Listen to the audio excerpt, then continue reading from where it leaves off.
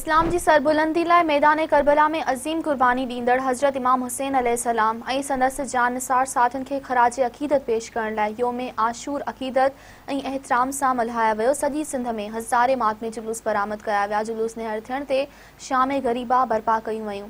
योम आशूर ते करबला जे शहीदनि खे भेटा पेश करण लाइ सूबे जे नंढनि वॾनि शहरनि में निकितल हज़ारे जुलूस मंज़िल ते पहुचण बाद नहर थी विया। रोहिड़ी में 2 ॾींहं ताईं जारी रहंदड़ क़दीम शमागुल वारो मातमी जुलूस मंज़िल ते पहुची नहर थी वियो।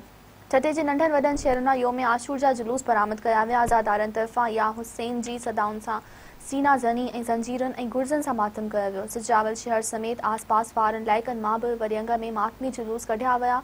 जुलूस निहर थियण बाद शाम ग़रीबा बर्पा कई वई। बदीन ज़िले जे समूरनि शहरनि में करबला जी अज़ीम कुर्बानी जी यादि में योम आशूर जा जुलूस कढिया विया।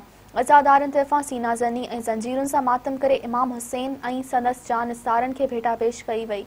टंड मोहम्मद खान में बि योम आशूर जा पिण बरामद कया विया। ज़िले जे शहरनि तोड़े ॻोठनि में करबला जो ग़म ताज़ो करण लाइ अज़ादारी कई वई। जाम शोरो कोटड़ी मांझनि ऐं ज़िले जे ॿियनि शहरनि मां केतिरा ई जुलूस बरामद कया विया। शाम ग़रीबा में करबला जी कुर्बानी बयान कई वई। दादू कैनशा मेहर सैवण ऐं ॿियनि इलाइक़नि मां बि केतिरा ई पिण बरामद करे करबला जे शहीदनि खे भेटा पेश कई वई। लाकण डोकरी नवदेरो रतोदेरो ऐं ज़िले जे ॿियनि नंढनि वॾनि शहरनि तोड़े ॻोठनि में योम आशूर अक़ीदत ऐं एहतराम सां मल्हायो वियो। कंबर शहदादकोट नसीराबाद वगण गाजी खावण ऐं ॿियनि शहरनि मां पिण अज़ादारनि तरफ़ां योम आशूर जा जुलूस बरामद कया विया, जिते सीना ज़नी ऐं ज़ंजीरुनि सां मातम कयो वियो। सखर पनवाकिल सालियापट ऐं कुंदरा में या हुसैन जी सदाउनि सां योम आशूर मल्हायो वियो।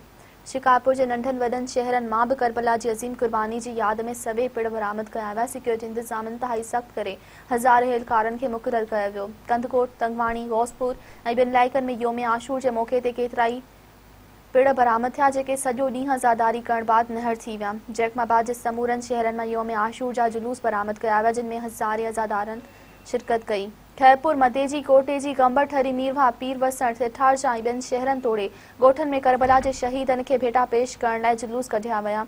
नौशर फिरोज़ मोरो कंडियारो दरियाखान मरी भिरिया रोड ऐं आसपास वारनि इलाइक़नि मां केतिरा ई पिण बरामद करे सीना ज़नी ऐं ज़ंजीर ज़नी कई वई।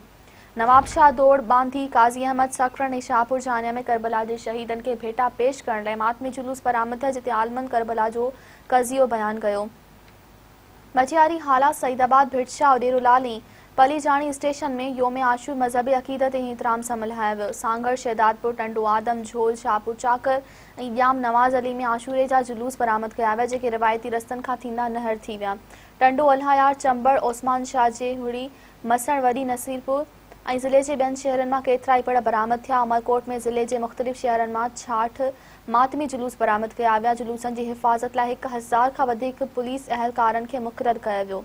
मिठी चेल्हार इस्लामकोट नंग पाकर ऐं ॿियनि शहरनि मां बि जुलूस कढी करबला जे शहीदनि खे यादि कयो वियो। निपो ख़ासि नओकोट कोट गुलाम मोहम्मद ऐं ज़िले जे ॿियनि इलाइक़नि मां बि जुलूस बरामद कया विया। करबला जे मैदान में अज़ीम कुर्बानी ॾींदड़ हज़रत इमाम हुसैन अलैहिस्सलाम ऐं संदसि जानसार साथियुनि खे भेटा पेश करण लाइ अलम पाक ताज़ियनि ऐं ज़िलजना सां गॾु मरकज़ी मातमी जुलूसनि में हज़ारे आज़ादारनि पारां या हुसैन जूं सदाऊं बुलंद करे सीना ज़नी ऐं ज़ंजीरुनि ऐं खंजरनि सां मातम कयो वियो। मरकज़ी मातमी जुलूसनि जी सिक्योरिटी जा इंतज़ाम इंतहाई सख़्त करे पुलिस सां गॾु रेंजर्स जे जवाननि खे बि मुक़ररु कयो वियो, जॾहिं त हसास करार ॾिनल शहरनि में पाक फ़ौज खे अलर्ट रखियो वियो।